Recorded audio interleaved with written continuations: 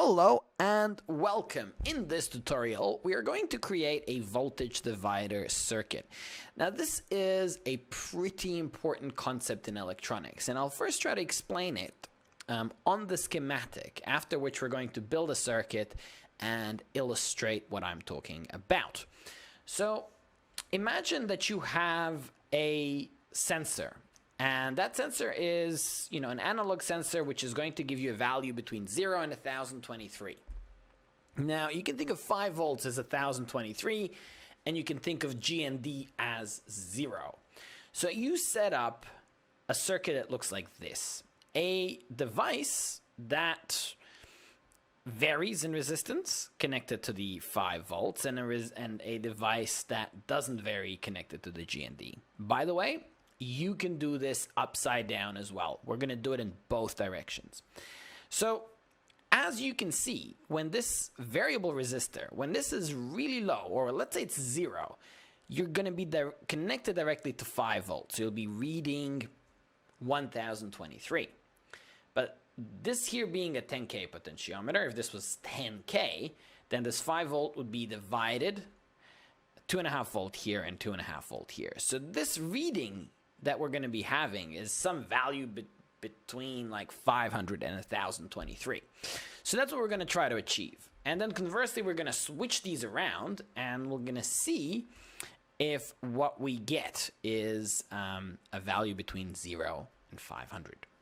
So let's get started. Let's start with just getting an analog reading. So I'm going to put this into A0, and I'm going to leave it sort of hanging out. I won't even put it into the breadboard. I'll leave it hanging. And you'll have a reading, and it won't be a meaningful reading, but it'll be a reading. So I'll just stab it in. There it is. So let's open up a program, and we're going to have, a variable, call it integer reading. And we're going to initialize that to 0. Then we're going to pin mode A0 is going to be our input. And here we're going to say reading equals to analog read A0. And then we're going to print it. Serial dot print ln reading. Now this is not going to work yet because I haven't initialized the serial, which is going to be here. Serial dot begin 9600. Okay. Oh, we need a delay. Delay anything. 50. So 20 times a second we should be getting an analog reading. I'm just going to save it anywhere. And hopefully, when it's done uploading, we can check the serial monitor right here.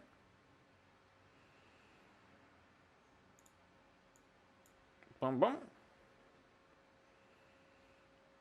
So as you can see, it's sort of like giving you random values. And if I take it into my hands, it's sort of oscillating between 1023 and 0. It's chaotic.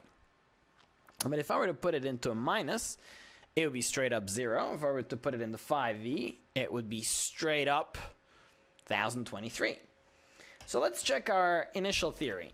We're going to get a variable resistor to go into the 5V. And there he is. I mean, we just grab a wire now to connect that. And we should be on a 1023, no matter how much I turn this wheel. It's constantly 1023. Now watch this. This could be interesting. I think this is a 10K resistor. You can always take a little, we're going to know immediately. Because if it's not. Okay, so my theory was it's going to go from about 500 to all the way to 1023. 514, 1023. So there you have it.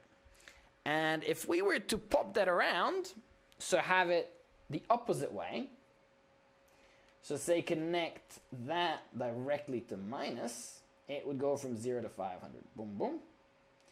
and connect that to that, and then connect the 10K to.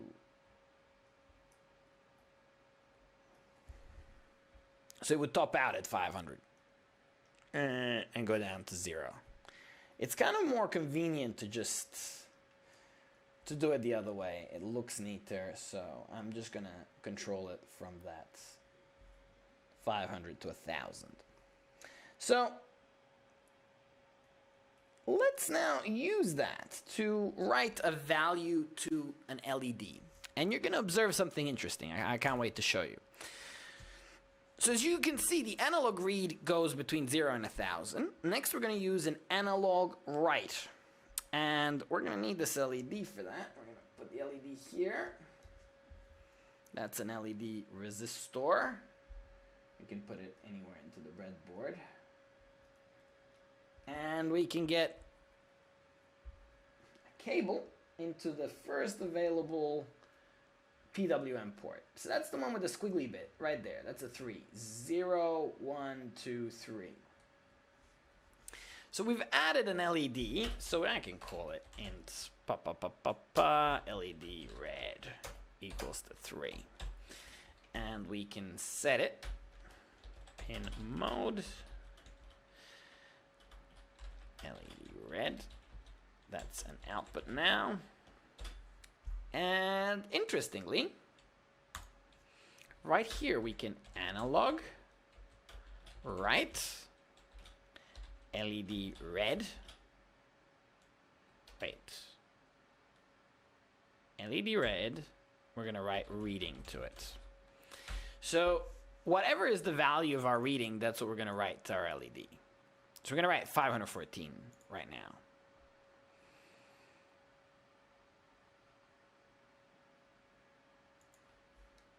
Semicolon. I don't think I've ever done a program where I didn't forget a single semicolon. All right, let's have a look.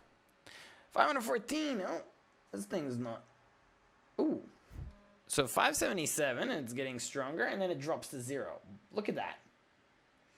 So this is where you find out the interesting fact that analog read goes from 0 to 1023, but analog write goes from 0 to 255. Heh. So we somehow need to transfer a value that's between 500 and 1000 to 0 to 255. So I guess we can minus 500 divide by 2. I guess we can have int LED value equals to 0. And then we can say LED value. And I guess equals to whatever is in here. We're going to convert it to integer. So we're going to go reading minus 500, and if 514 was the minimum, so it's gonna stay maximum. It's gonna stay there. It's gonna process the brackets first. I don't know, and we're gonna print LED value because at the end of the day, that's what matters. So serial print. I think we're going to have a working potentiometer here. That's going to take our LED from nothing to something. Okay. So, moment of truth. 137, pretty low. So, the lowest, that's 261. And, oops, 7, 12. So, if we crank it going this way, we are going to go past 255. 261 is still strong. Ah, because we're still writing the reading. We should be writing LED value. I was confused looking at those. And I think it's still going to have a bit of an error at the very end, which we can easily correct, but let's observe. 137. Perfect. That's practically 0. And now we crank it up and up and up. And when you go all the way to the end, you get to 261. So you've got just a bit too much. And if you made this, I don't know, divided by 2.1, you would probably sort out the problem. You're going to see it right now. I mean, the goal is to get to like 250, 249. Perfect. Whee! That is a perfect LED dimmer. And on retrospect, it would have been easier to organize if I had, where is my schematic? Voltage divider circuit. If I had simply done this the other way around with the potential resistor being attached to ground, it probably would have been a bit easier, but it doesn't matter. You just work with the range you have and you use some simple algebra to turn that variable resistor into an LED reading that is roughly between 0 and 250. Excellent. I hope this was educational. I will see you in the next tutorial.